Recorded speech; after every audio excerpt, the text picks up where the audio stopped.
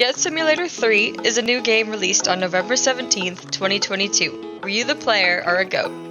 This game acts as the sequel to Goat Simulator, which was originally released back in 2014. And if you're wondering what happened to Goat Simulator 2, don't worry about it. That's it. Either get on board or get out. I mean, of course a game as chaotic and random as the one where you play as a goat will be chaotic in nature, even when it comes to the name.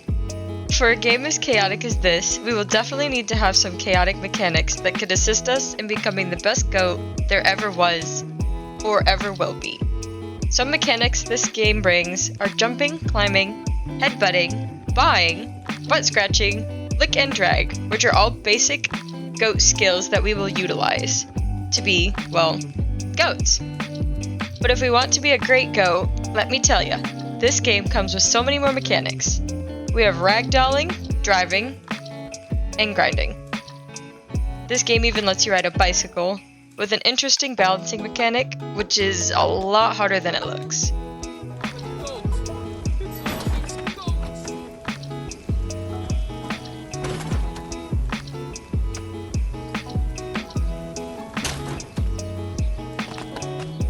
We also have catching on fire, oiling up, and electrifying mechanics to bring the chaos level you desire. There's even a saddle that you can unlock to have other animals or people ride on your back.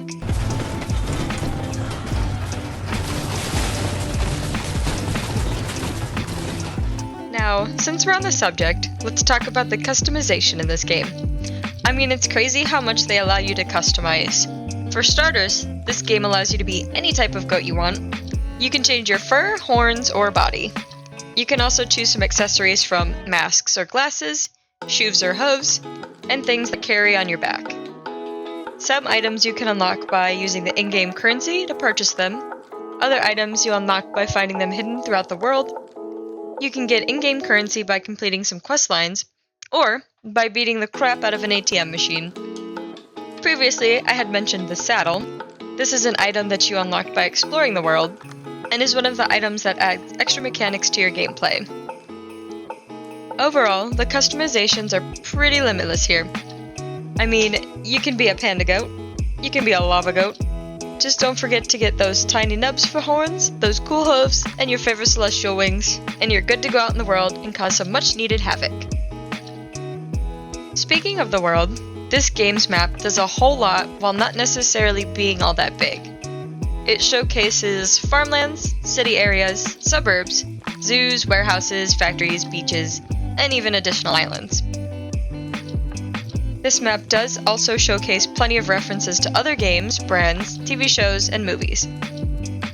At the start of the game, you are immediately in a Skyrim reference. Anyone who has played Skyrim before will recognize the intro to this game as the Skyrim intro. Not to mention that the farmer that is welcoming you to the game calls his wagon a Skyrim wagon while gesturing for you to hurry up and get out. Now, get out of my Skyrim cart. Other references to Skyrim can be seen with the Goat Tower becoming a castle, and with the reward system acting much like Words of Power from Skyrim. Another big reference can be found while using the driving mechanic. As you hijack a car, you are committing Grand Theft Auto, which is an obvious nod to the GTA franchise.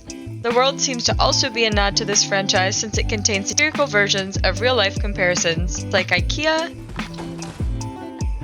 America's Got Talent with its in-world reference, Farmer's Got Talent, and the statues of Moai, which can be found on one of the islands in the world. Another reference can be found within the sewers, where you can find a menacing clown dancing with multiple red balloons around him. This is a very obvious reference to Pennywise, the trans-dimensional evil clown from the classic book-turned-movie It. There also seems to be some obvious references to Lord of the Rings. For example, multiple items like the Purity Ring, which turns you invisible to others, and the questline called Dilbo's Journey that encourages you to throw said ring into the fiery chasm deep within a mountain inferno.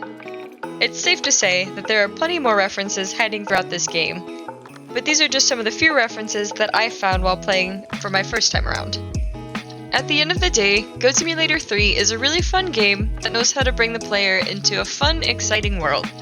It gives us wacky physics, tons of satirical references, and questlines to explore and play with. This in turn makes the game really fun to play. Level up, and expand our castle.